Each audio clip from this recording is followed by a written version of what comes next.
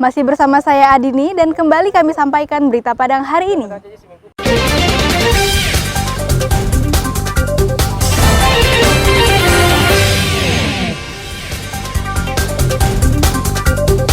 Saluran irigasi rusak, ratusan hektar sawah berubah menjadi padang rumput.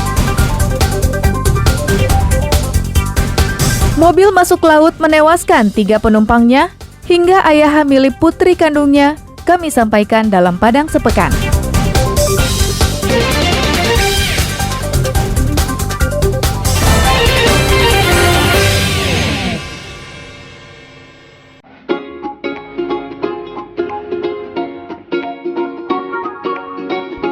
Sudah pernah coba lontong sayur, tapi pakai tulang kaki sapi?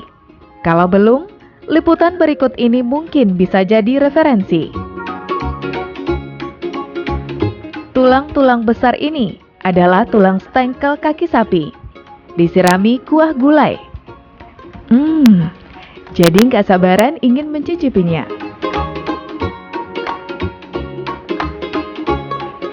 Tunggu dulu. Menikmati tulang stengkel ini mesti ditemani lontong dengan gulai nangka. Ditambah sedikit mie goreng dan kerupuk merah. Lontong stengkel siap disantap.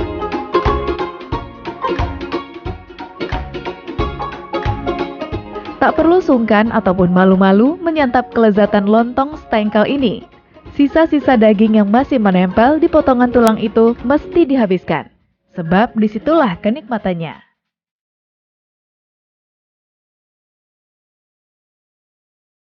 Setelah habis, terakhir sedot sumsum yang ada di dalam tulang stengkel itu. Itulah puncak kenikmatannya.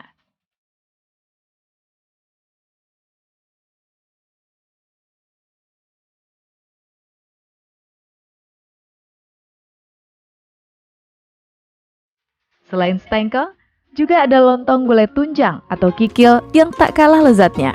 Semua makanan ini bisa Anda nikmati dengan hanya merogoh kocek Rp17.000 per porsi.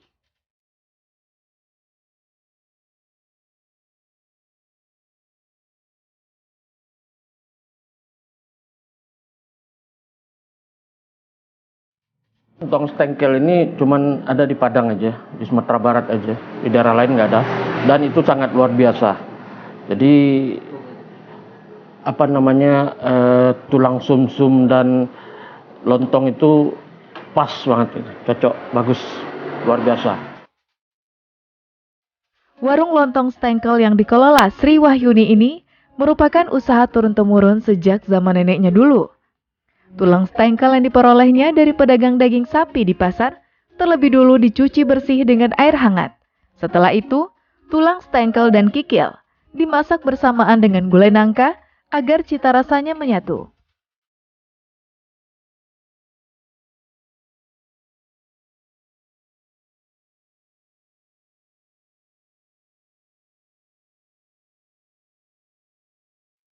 Namun kini Sri Wahyuni yang akrab disapa Elo mengaku kesulitan untuk mendapatkan pasokan tulang kaki sapi semenjak merebaknya penyakit mulut dan kuku. Jika sebelumnya Elo bisa menghabiskan 30 batang stengkel per hari, namun kini Elo hanya mendapat pasokan paling banyak 10 batang saja. Pasokan, apalagi kalau sekarang udah mau mendekati Lebaran Haji, sapinya udah susah, stoknya udah jauh berkurang. Ini karena udah ada langganan, jadi adalah bisa dipastikan standby, cuman jumlahnya yang lebih sedikit. Untuk menikmati lontong stengkel, Anda bisa datang ke Jalan Banjir Kanal Banda Bakali, Kelurahan Sawahan Timur, Kota Padang. Jangan kesiangan ya, sebab pukul 9 pagi, biasanya lontong stengkel sudah ludes terjual. Kenikmatan terakhir lontong stengkel ini begini caranya. Masukkan kuah ke dalam lubang tulangnya. Kemudian aduk dan sedot sumsumnya. Nikmat. Arsyad Kusnadi melaporkan dari Padang, Sumatera Barat.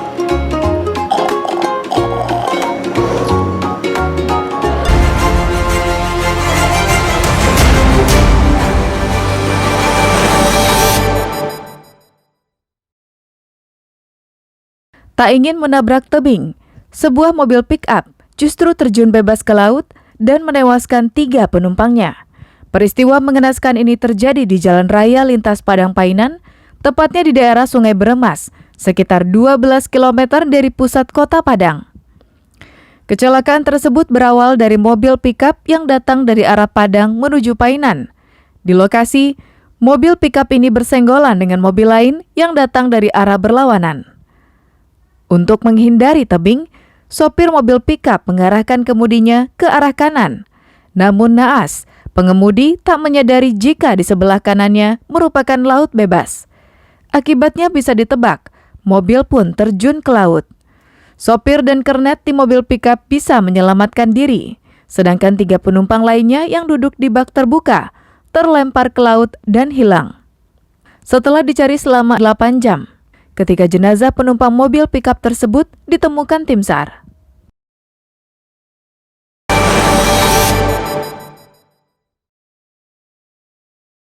Diduga, dalam beberapa waktu ke depan, Kota Padang akan bebas dari aksi tawuran remaja. Pasalnya, polisi berhasil menangkap salah seorang ketua tawuran. Dan dengan mudahnya, polisi mencokok beberapa dedengkot kelompok remaja tawuran di Padang. Penangkapan itu terlaksana setelah AR, sang ketua tawuran, memberikan informasi kepada polisi. Saat diperiksa secara intensif di Mapolresta Padang, AR ditangkap setelah menantang kelompok lain untuk tawuran di salah satu lokasi di pinggiran kota Padang. Tantangan dan ajakan ini disampaikannya secara terbuka di media sosial. Tapi polisi tak menahan remaja yang ditangkap ini.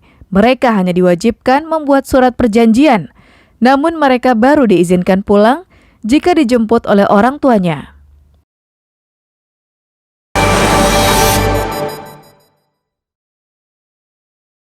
Seorang ayah yang berusia 69 tahun tega menghamili anak kandungnya sendiri yang baru berusia 16 tahun.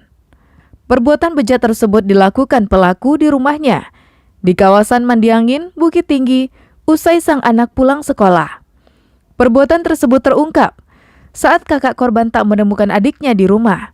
Setelah didesak, sang ayah mengaku jika adiknya dititipkan di rumah temannya di daerah Payakumbuh. Sang ayah malu karena anak kandungnya hamil karena perbuatannya sendiri. Kasus ini dilaporkan ke polisi dan dengan mudah anggota Satreskrim Polres Bukit Tinggi mencokok kakek 6 cucu ini di rumahnya.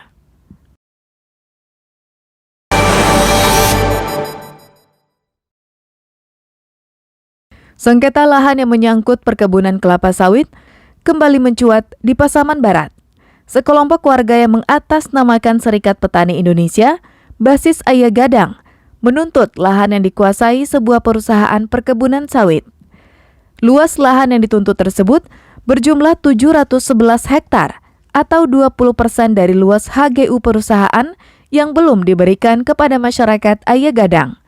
Tuntutan mereka ini berdasarkan Peraturan Menteri Pertanian Nomor 26 Tahun 2007, Pasal 11. Agar tuntutannya tersebut dikabulkan, warga menutup pintu masuk menuju areal perkebunan kelapa sawit dengan cara berkemah di tengah jalan. Kasus kepemilikan lahan di semua perkebunan sawit yang dikelola sebuah perusahaan kerap terjadi di Pasaman Barat dan telah berlangsung sejak lama. Anehnya, pemerintah setempat seolah tutup mata dan tak menyelesaikan persoalan ini secara tuntas.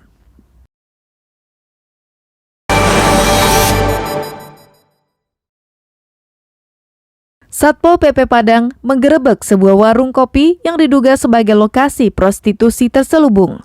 Modusnya, pemilik menyediakan gadis muda sebagai pemijit di lantai 2 warung kopi yang dikelolanya. Aksi prostitusi terselubung ini berlangsung di dalam kamar-kamar yang telah disediakan. Saat digerebek, petugas menemukan 3 wanita muda dan seorang laki-laki yang menjadi pelanggan.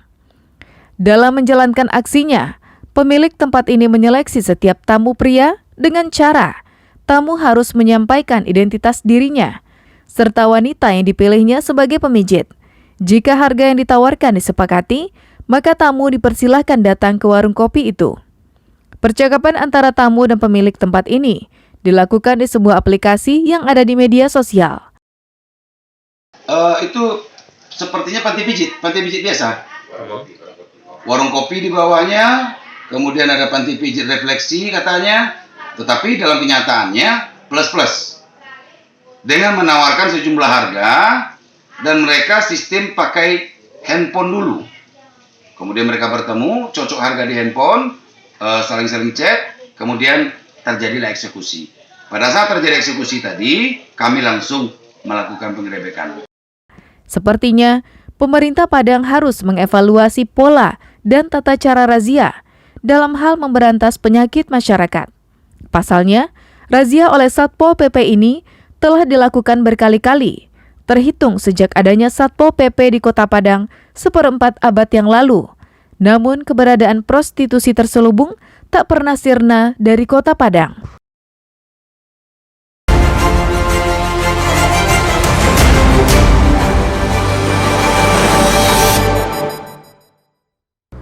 Pemirsa, demikianlah perjumpaan kita dalam Berita Padang hari ini. Saya Adini dan tim redaksi yang bertugas pamit undur diri. Selamat beraktivitas dan sampai jumpa.